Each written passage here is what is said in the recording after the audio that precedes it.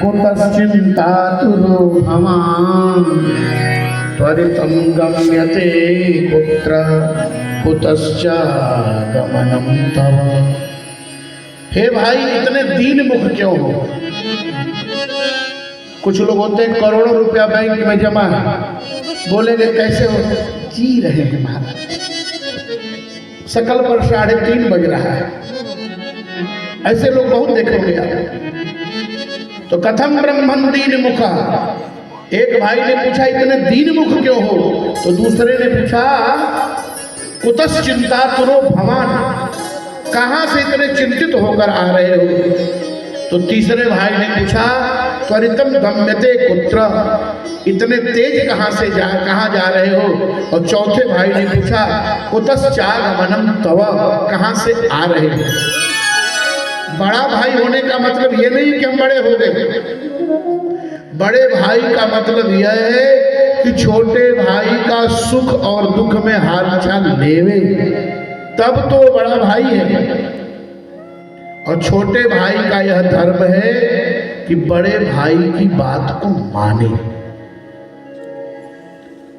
ये देखिए कितना सुंदर साम्यवाद है, कितनी बड़ी साम्यता है। चारों भाइयों ने नारद जी से पूछा, नारद जी कहां से आ रहे हो? नारद जी बोले हम तो पृथ्वी जातो ज्ञात्वा सर्वोत्तमामिति पुष्करं च प्रयागं च काशीं गोदावरीं तथा हरिक्षेत्रं कुरुक्षेत्रं श्रीरंगं सेतुबन्धनो एवमादिषु तीर्थेषु ब्रह्माण्डतस्ततः। चारों भाइयों की बात सुनकर नारद जी ने कहा मैं पृथ्वी पर गया था। क्यों भाई? देवता लोग कह रहे थे हमको पृथ्वी पर भेज दो। भागवत में एक श्लोक आया है, पंचम श्लोक में, पंचम अध्याय, पंचम स्कंद में, अहो अमीशा किंकारी शोभनम प्रसन्नैषां स्विदितो स्वयं हरि यही जन्म लब्ध्वा निशुभारताजिरे मुकुंद सेवई पैको स्पृशाहिना।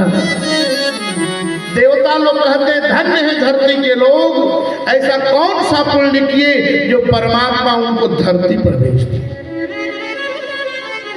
अहो अमीशाम किंकारी शोभनम प्रसन्न ऐशाम श्रुत स्वयं हरि, भगवान प्रसन्न होकर उनको धरती पर भेजते।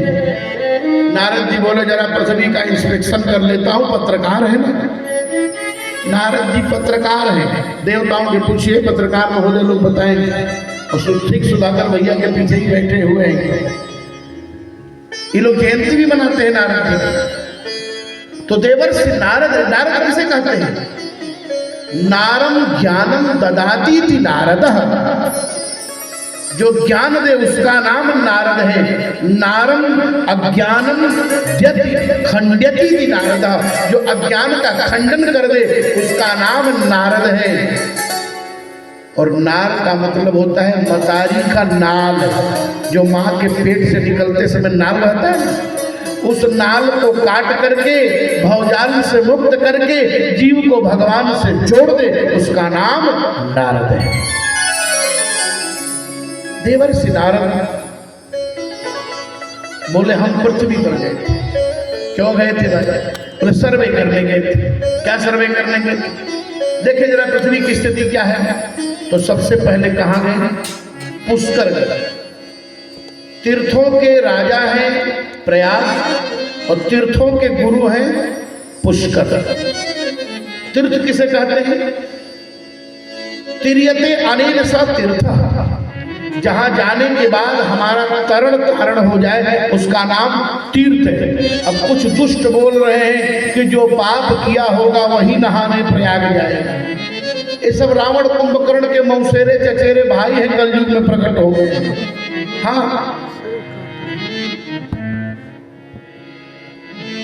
केवल सनातन पर बोल रहे हैं, जरा दूसरे पर बोल दें तो जिंदा रहेंगे एक क्षण क्या? एक क्षण जरा बोल कर दिखाएं, जरा बोले तो कि मक्का मदीना पाप करने वाले जाते हैं तो पता चलेगा दूसरे दिन राम नाम सत्य हो जाए।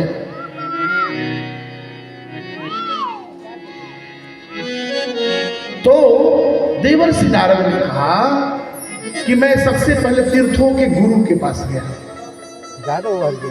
तीर्थों के राजा के पास गया, इसके बाद काशी गया। सभी तीर्थों में काशी का श्रेष्ठ नाम है। क्षेत्राणाम वाराणसी लिखा भागवत में। सब तीर्थ महान है लेकिन काशी का अपना महत्व है। नारद जी ने कहा कि हरि क्षेत्र गया, कुरुक्षेत्र गया, पुष्कर गया, प्रयाग गया, सर्वत्र भ्रमण किया लेकिन कहीं शांति नहीं।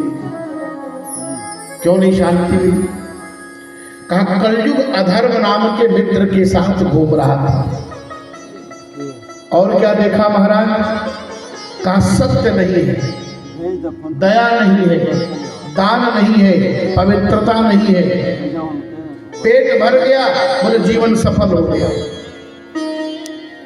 उदरम भरणो जीवाहा, जबान तो इतनी कड़वी हो गई है कलयुग के लोगों की कि किसी से पूछिए भाई साहब कहाँ से आ रहे हैं तो बोलेगा चूल्हे से आ रहे हैं। क्या बात है? बोलो भाई साहब कितने भाई हैं, तुमसे क्या मतलब? 2 बार पूछ लेते, हम 4 बजे क्या करोगे? हम अकेले रहते तो क्या करोगे? ऐसे बहुत लोग, किसी से बोलिए तो नाराजगी की भाषा बोलता है। बोले और क्या?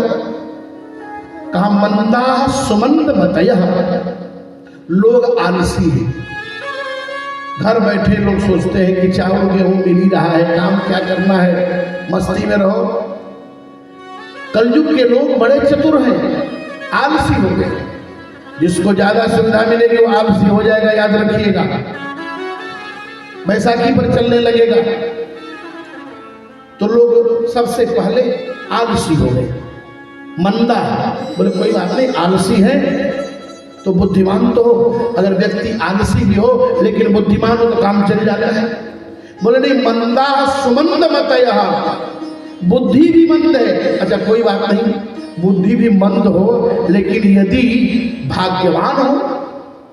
बहुत लोग ऐसे हैं, देखेंगे आप, कोई ज्ञान नहीं, कोई विद्या नहीं लेकिन भाग्यवान है, उनका काम बहुत अच्छा चल रहा है। बोले नहीं, मंदा सुमंद मतया मंद भाग्यो है पत्रता, लोग भाग्यहीन भी हैं। और क्या देखा महाराज? का यह देखा कि देवताओं के मंदिर रो रहे हैं, आश्रमों की जमीन हड़प ली गई।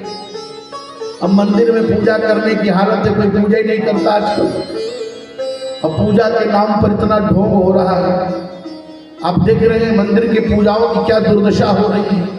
ठाकुर जी के नाम से एक व्यक्ति मुझे फोन किए, जो रहने वाले जहानाबाद, तो हमको फोन किए बंगलोर से आज के 15 दिन पहले कि महाराज जी हमारे यहाँ ठाकुर जी के नाम से 450 बीघा पक्का जमीन था, हम लोगों ने पट्टीदारों में आपस में बांट लिया है, लेकिन एक समस्या है, 14 महिलाएं हमारे परिवार में 2 साल के अंदर विधवा हो गई। कोई उपाय है?